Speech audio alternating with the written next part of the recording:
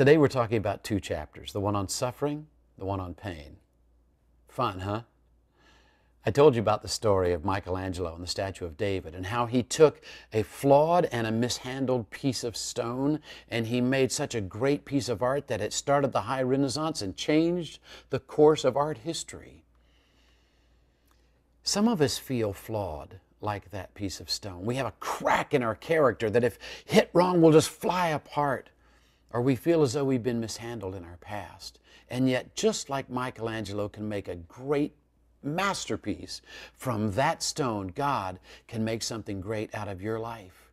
He can do it. And just like Michelangelo, God oftentimes works by reduction in our lives. See, sculptors don't add anything to their artwork. They can only work by reducing it. They, like Michelangelo, chip away at the stone until they set the angel free. So God works in our lives. He edits things. We talk about film ending up on the cutting room floor, cutting parts out of songs. God reduces and cuts away at our life so He can refine us and make us better.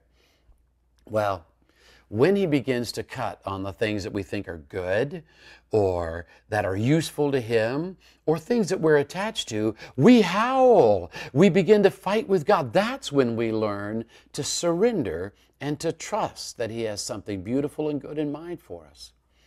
Sometimes people think that God is wanting to cut them all the way back to nothing, and they'll use a scripture wrongly to support their idea. They'll quote John the Baptist and they'll say, "He must increase and I must decrease."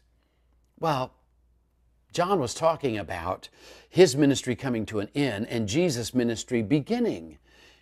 Let me ask you this. If God wanted you to be nothing, why did He make you in the first place? See, God's idea is that you should be something. That's why He's working on you, refining, editing, trimming, because He wants to make you great art, a masterpiece. I talked about my friend Jackie, the potter.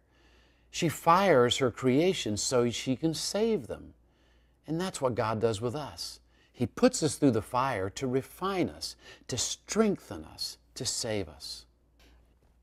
For sacrifice to be most effective in our lives, we have to accept it as from the hand of God, not merely as some crazy coincidence or hardship. Like C.S. Lewis said, every missed meal can become a fast if taken in the proper spirit. So we accept what God is doing in our lives. Everything that comes along, it becomes part of the art that God is making of us. Now let's talk about pain. Pain has perplexed people over the centuries. They've written books about it and agonized over it, and I don't have an explanation for it. If I did, that would be math. But pain is a mystery. We don't understand it. But I do know this. Pain is how we know we're alive. If we couldn't feel pain, we would destroy ourselves. Life is pain. And as you know, life is absurd. It just doesn't make any sense. We can't explain so much. Can you explain to me hurricanes, tsunamis, earthquakes, giraffes? To try to explain these things and to try to explain pain, I think that's a wrong approach. What if we simply accepted that pain exists and then trusted that God could use it to make something beautiful and good out of our lives? I told you the story about my nephew Matt. Tall, handsome, athletic, godly, but at the age of 20, he died of leukemia. 17 months later, his dad, my brother-in-law Jeff, who was my best friend for most of my life, he died of cancer of the esophagus. So my sister-in-law, Shelley, lost her son and her husband in less than a year and a half. And her question was not, "Why, God, did you do this to me?"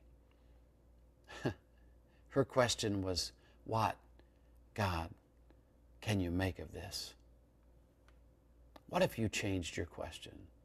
Would it change your life? So here are my questions for you. Have you struggled with God over the things He wants to edit out of your life?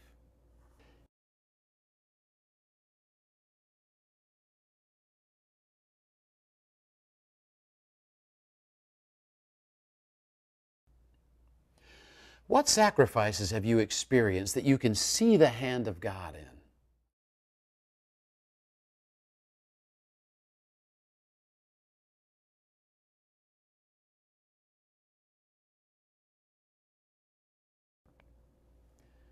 What would be your hardest sacrifice?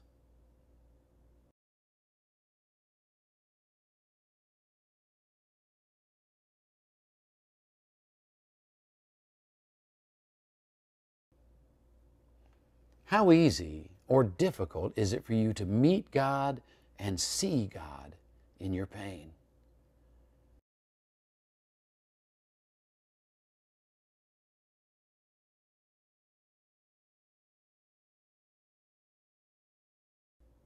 And lastly, can you change your question from why to what?